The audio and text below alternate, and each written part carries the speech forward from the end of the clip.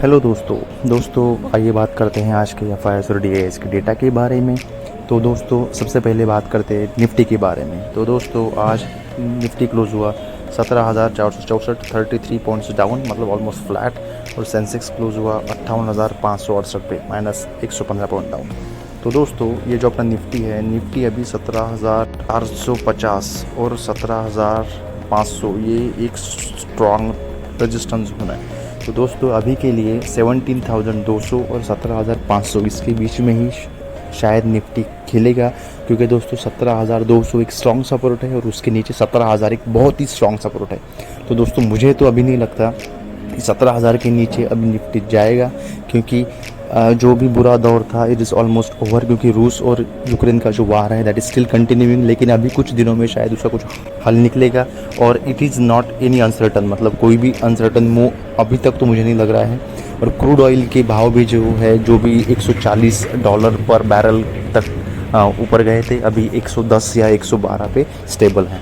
तो इसी की वजह से दोस्तों आने वाले कुछ दिनों में अपना निफ्टी शायद 18,000 तक भी जाएगा, लेकिन अभी कुछ दिनों के लिए 17,000 या 17,500 तक ये इसी रेंज में खेलेगा।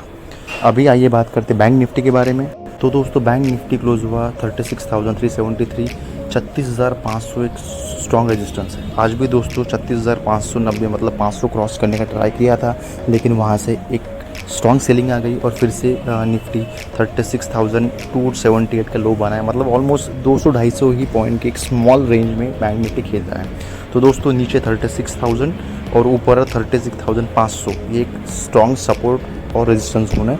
अगर 36,500 के ऊपर अगर बाज़ार कल, मुझे तो नहीं लगता कि कल भी उसको ब्रेक करेगा, लेकिन आने वाले दिनों में अगर 36,500 के ऊपर क्लोजिंग देता है then it might move toward 37,000। तो दोस्तों बैंक निफ्टी एक स्मॉल रेंज में खेल रहा है और 36,000 एक स्ट्रॉन्ग सपोर्ट का काम करेगा। अभी आइए बात करते हैं एफआईआई और डीआईएस के डेटा के बारे में। तो दोस्तों एज यू कैन सी 31 मार्च 2022 3,088 करोड़ की बाइंग। तो दोस्तों एफआईआई एक करारी बाइंग अभी स्टार्ट कर दी है, which is a excellent sign, क्योंकि दोस्तों पिछले 6 महीनों में एफआईआई ने ऑलमोस्ट 3.5 लाख करोड़ का माल बेचा है। और अभी पिछले 3 दिनों से देखिए 29 मार्च को 35 करोड़, मतलब ऑलमोस्ट फ्लैट, 30 मार्च को 1,357 करोड़ और आज 3,000 करोड़ की कैश में बाइंग। ये ऑलमोस्ट 5 महीने के बाद हो रहा है कि 3,000 करोड़ के ऊपर की बाइंग एफआईआई ने की है। It is an really excellent sign, क्योंकि दोस्तों इन्फ्लेशन हो रहा है कम और यूएस में भी इंटरेस्ट रेट इंक्रीज़ हो चुके हैं और इंडिया में भी होंगे, और यूएस और यूक्रेन का जो क्राइसिस है वो भी कुछ दिनों में एंड हो जाएगा। तो अभी पूरा एक सर्टन स्टेट है और एवरीथिंग इज स्टेबल। तो इसीलिए दोस्तों एफआईआई के इन्फ्लोज अभी इंडियन मार्केट में आ रहे हैं, which is a very good sign. और ये I hope this will continue, क्योंकि उन्होंने ऑलमोस्ट उनका पूरा माल बेच दिया है और now they have enough money to to cash, because अभी स्टॉक बहुत सारे स्टॉक्स भी बहुत 35-50% उनके नीचे आ गए हैं और it is right time to buy. तो it is a very good sign दोस्तों कि 3,000 करोड़ के ऊपर की बाइंग एफआईआई ने की है।